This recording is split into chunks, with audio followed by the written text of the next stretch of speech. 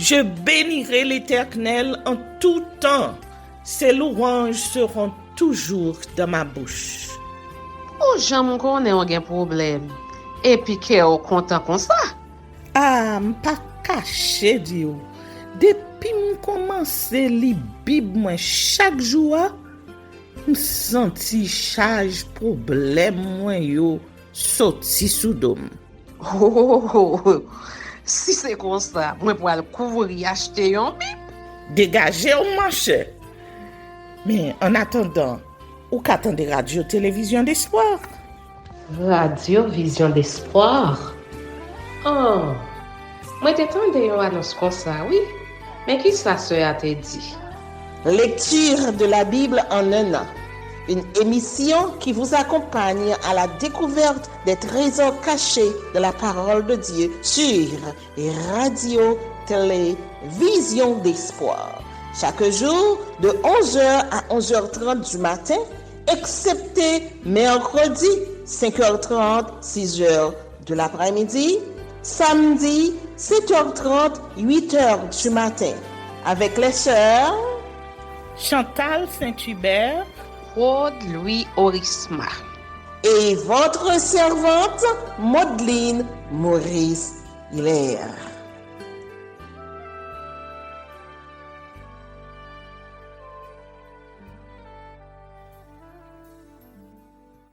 Saint-Esprit de Dieu, fais-nous la grâce de jouir de ta présence durant cette lecture qui enseigne, convainc, corrige, instruit et qui sauve.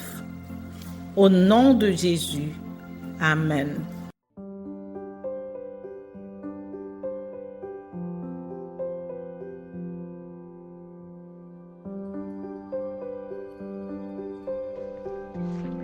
Introduction au livre d'Habakkuk. Ce livre est intitulé Habakkuk, du nom du prophète qui livra son message en temps de crise. Ce livre dépeint les conquérants. Habakkuk 1er, versets 6 à 11. Comme des animaux prédateurs, Habakkuk 1er, verset 8, le filet. Habakkuk 1er, verset 14 à 16, ou un gosier insatiable. Les chefs d'accusation contre ses ennemis chaldéens sont clairs. Extorsion des biens d'autrui, chapitre 2, versets 6 à 8. Profit malhonnête, chapitre 2, versets 9 à 11. Violence politique, chapitre 2, versets 12 à 17. Et idolâtrie, chapitre 2, verset 19. Le prophète souffrit à cause de la déchéance de son peuple, dénonça le mal, invoqua Dieu et se réjouit de l'exaucement divin. La réponse de Dieu est pour tous les temps. Être fidèle à Dieu afin de vivre et savoir attendre avec confiance l'intervention de Dieu. Chapitre 3.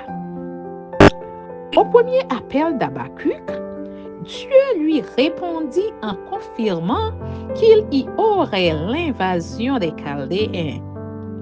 Au deuxième appel, la réponse de Dieu concernait le juste et l'oppression. 5 mises en garde solennelles suivirent ces appels du prophète. Ces avertissements présageaient le malheur imminent et concerné. Quiconque augmente le fardeau de ses dettes, quiconque amasse pour sa maison des gains iniques, quiconque bâtit une ville avec du sang et fonde une ville avec l'iniquité, quiconque enivre son prochain afin de voir sa nudité, quiconque dit au bras, lève-toi, et à une pierre muette, réveille-toi. Chapitre 2, versets 6 à 20. Habakkuk Comblé de joie par les réponses divines, psalmodia au Dieu qui intervient. Il chanta sur le mode des complaintes avec des instruments à cordes. Chapitre 3, versets 1 à 19. Le livre d'Habakkuk met à notre disposition des paroles certaines et réconfortantes dans les temps difficiles. La fidélité de l'être humain doit être persévérante, même dans des situations de crise multiformes. Habakkuk y pose des questions essentielles en temps de crise. Jusqu'à quand, ô Éternel? J'ai crié et tu n'écoutes pas. Jusqu'à quand et pourquoi sont les deux questions de la complainte biblique.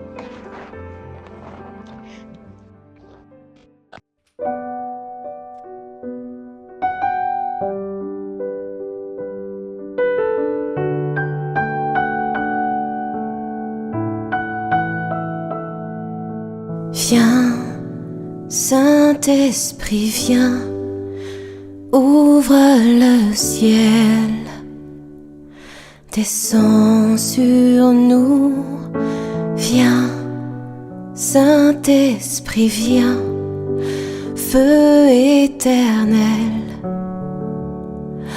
embrase-nous, viens, Saint-Esprit, viens, touche la terre, descends sur nous, viens, Saint-Esprit, viens, amour du Père, embrase-nous, sois le feu qui me guérit, sois l'amour qui me bénit, voici mon cœur, voici mon cœur. Habakkuk chapitre 1er. Dialogue du prophète avec l'Éternel. Oracle révélé à Habakkuk, le prophète. Jusqu'à quand, ô Éternel? J'ai crié et tu n'écoutes pas. J'ai crié vers toi à la violence et tu ne secours pas. Pourquoi me fais-tu voir l'iniquité et contemples-tu l'injustice? Pourquoi l'oppression et la violence sont-elles devant moi? Il y a des querelles et la discorde s'élève. Aussi la loi n'a point de vie, la justice n'a point de force, car le méchant triomphe du juste et l'on rend des jugements iniques. Jetez les yeux parmi les nations, regardez, et soyez saisis d'étonnement, d'épouvante. Car je vais faire en vos jours une œuvre que vous ne croiriez pas si on la racontait. Voici, je vais susciter les Chaldéens, peuple furibond et impétueux, qui traverse de vastes étendues de pays pour s'emparer de demeures qui ne sont pas à lui. Il est terrible et formidable. De lui seul viennent son droit et sa grandeur. Ses chevaux sont plus rapides que les léopards, plus agiles que les loups du soir, et ses cavaliers s'avancent avec orgueil. Ses cavaliers arrivent de loin, ils volent comme l'aigle qui fond sur sa proie. Tout ce peuple vient pour se livrer au pillage. Ses regards avides se portent en avant, et il assemble des prisonniers comme du sable. Il se moque des rois, et les princes font l'objet de ses railleries. Il se rit de toutes les forteresses. Il amoncelle de la terre et il les prend. Alors son ardeur redouble, il poursuit sa marche et il se rend coupable. Sa force à lui, voilà son Dieu. N'es-tu pas de toute éternité, éternel, mon Dieu, mon Saint? Nous ne mourrons pas. Ô Éternel, tu as établi ce peuple pour exercer tes jugements. Ô mon rocher, tu l'as suscité pour infliger tes châtiments. Tes yeux sont trop purs pour voir le mal, et tu ne peux pas regarder l'iniquité. Pourquoi regarderais-tu les perfides et te tairais-tu quand le méchant dévore celui qui est plus juste que lui? Traiterais-tu l'homme comme les poissons de la mer, comme le reptile qui n'a point de maître? Il les fait tous monter avec l'hameçon. Il les attire dans son filet. Il les assemble dans ses raies. Aussi est-il dans la joie et dans l'allégresse.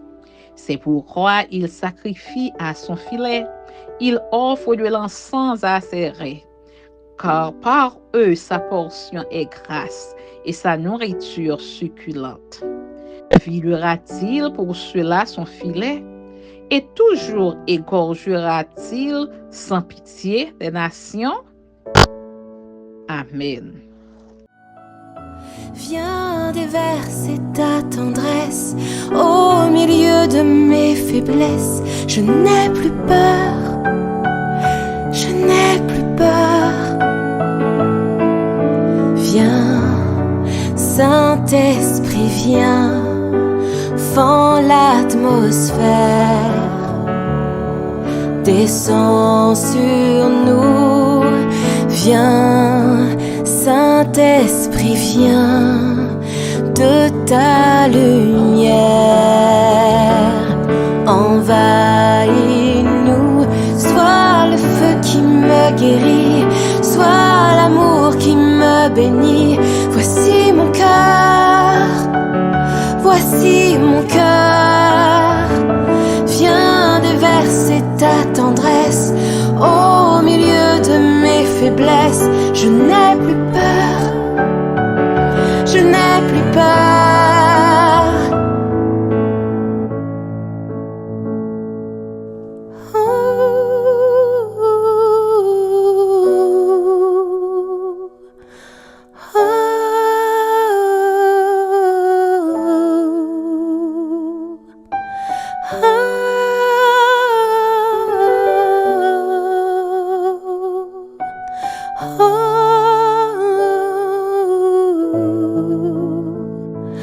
Une pluie de guérison pour notre génération. Voici nos cœurs, voici nos cœurs. Dans l'onction de ton esprit, dans l'amour qui m'envahit, je n'ai plus peur, je n'ai plus peur.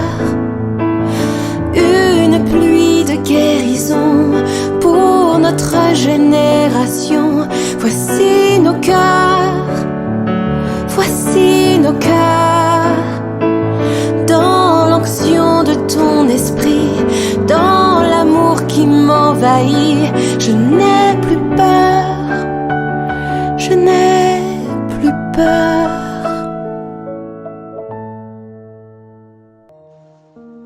Introduction au second livre de Samuel. Le deuxième livre de Samuel fait suite au premier. Il raconte le règne de David, roi d'Israël. D'abord, le roi David entonna un cantique funèbre sur la mort de son ennemi Saül et de son ami Jonathan. Chapitre 1er. Il devint ensuite un roi de Juda pendant qu'un des fils de Saül, Ish-Bosheth, était roi d'Israël. Une guerre civile éclata et se solda par l'assassinat de ce dernier. Chapitre 2 à 4. David devint alors roi sur toutes les tribus avec résidence à Jérusalem. Chapitre 5. L'accession de David au pouvoir se passa sur fond d'intrigues politiques. Abner, cousin de Saül et général en chef de son armée, installa d'abord sur le trône un fils de ce dernier au curieux nom d'Ish-Bosheth. Entre-temps, Achish, le prince philistin de Gath, utilisait David contre la maison de Saül. Ensuite, David fit transporter l'arche à Jérusalem. Chapitre 6. Il projeta de bâtir un temple à l'Éternel qui s'y opposa et lui promit une royauté perpétuelle. Chapitre 7. Ce roi guerrier dut combattre successivement les Philistins, les Moabites, les Édomites, les Ammonites et leurs alliés. Chapitre 8 à 10. David, resté à Jérusalem, enleva Bathsheba, femme du vaillant soldat Uri, tuée par la suite sur ordre royal. Chapitre 11. Malgré la repentance de David, chapitre 12, son adultère ouvrit les portes à plusieurs péchés dans sa famille.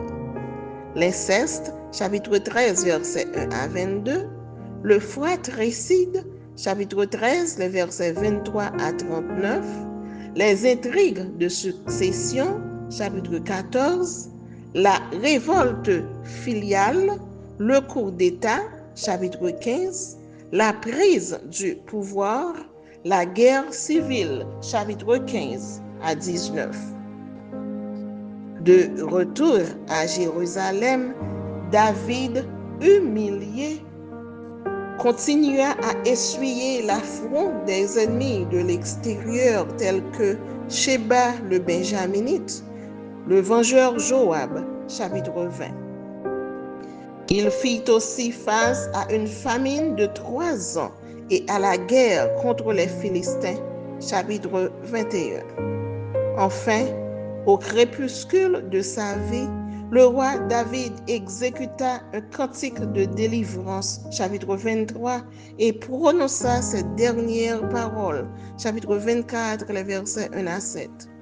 Ce livre se termine par une liste de vaillants hommes de David, chapitre 23, les versets 8 à 39, et par une peste causée par un certain recensement général sur ordre royal, chapitre 24. 2 Samuel présente sans complaisance la vie d'une autorité, le bien-aimé de l'Éternel, le roi David. Ce livre nous montre la puissance, la gloire et la grandeur de David et présente aussi ses faiblesses personnelles, familiales et nationales. Malgré une royauté tourmentée, David reçoit de Dieu par son prophète Nathan la promesse d'avoir toujours un descendant comme roi après lui.